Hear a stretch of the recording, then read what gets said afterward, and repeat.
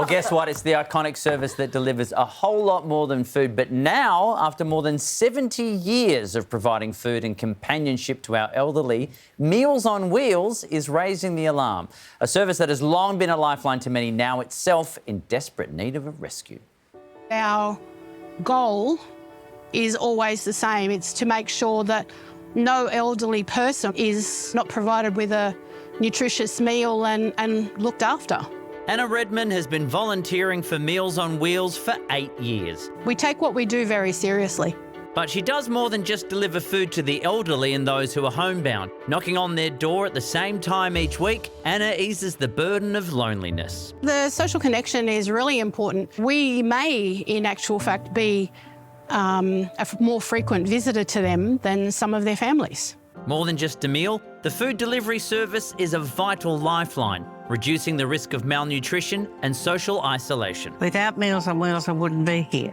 I get them 4 days a week, and I don't know what I'd do without them. But now that lifeline is under threat.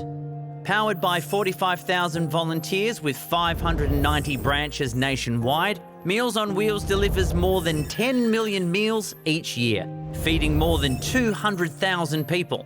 But around 15% of branches have already closed their books. Some branches say they have just 2 weeks left until they'll be forced to turn those in need away. The problem? Government funding has not kept pace with the soaring cost of food. We've come across clients where they've fallen over in the home, not sure how long they've been on the ground for. I wouldn't like to see a day that Meals on Wheels is unable to survive, unable to provide the service. The government subsidy is capped at just $13.50 per meal. The actual cost of delivering a meal on wheels is $23. The charity has been forced to hike its prices, but due to the cost of living, its clients are struggling to pay. Meanwhile, the need for its services are at an all-time high, an ageing population driving demand. It's entirely possible that we could be the only person that a client sees, from 1 week to the next. It's great to see them, smile, to talk to you. They're genuine and they're grateful. So after 70 years of being the visitor when no one else came calling, a conversation for those otherwise living in silence, and a reliable meal for people society has forgotten, Meals on Wheels may soon be forced to close. Paul Sadler is the chair of Meals on Wheels Australia and is raising the alarm. Paul, we're hearing demand, it's at record levels at the moment, but just how dire is it out there? We've got an ageing population, so we know that the Aged Care Task Force, which the government set up last year, reported and said we're going to need 44,000 additional home care places every year for the next 20 years, and that's because of the ageing of the baby boom generation. What we're also experiencing, though, is substantial costs.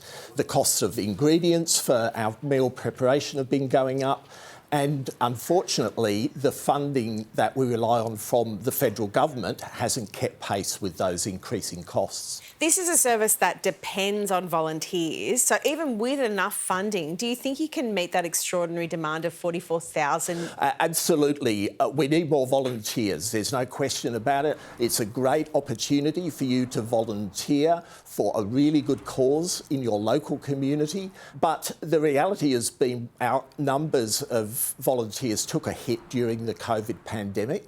The state governments, you might remember, told everyone who was aged over 70 to protect themselves and cease doing volunteer work during that period.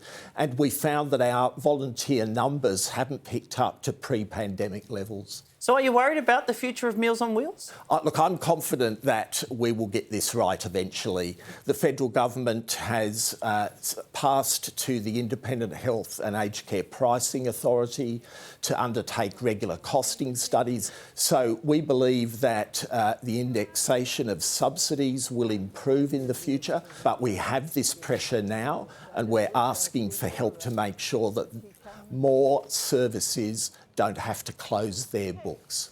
It's one of those things, when we heard about it today, I think we were all a little taken aback. We never really were aware of how in strife the organisation was. So knowing what it means to us, and it's hard to put a price tag on that, but how would you describe the value of Meals on Wheels? It's social connection, it's a nutritious meal, it's a welfare check. That is the difference that our services have with some of the commercial companies such as Light and Easy, SPC, or getting a frozen meal from Coles or Woolies home delivered. And it's that value, social value of our volunteering effort that really is the cream on the cake of Meals on Wheels. Paul, good luck. Thank you very much for joining us. Thank you.